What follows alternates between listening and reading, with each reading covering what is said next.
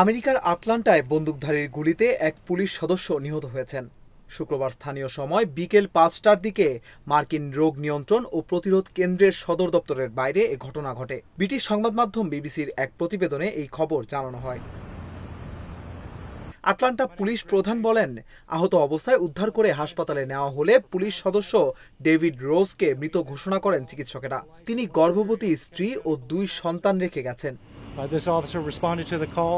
প্রতিবেদনে বলা হয়েছে, শুক্রবারের আগেই হামলাকারীর বাবা পুলিশকে জানিয়েছিলেন যে তার ছেলে আত্মহত্যাপ্রবণ। শুক্রবার স্থানীয় সময় বিকেল ৫টার কিছু আগে সিডিসি প্রাঙ্গণ ও একটি ফার্মেসির কাছে এ গুলি চালানো শুরু হয়।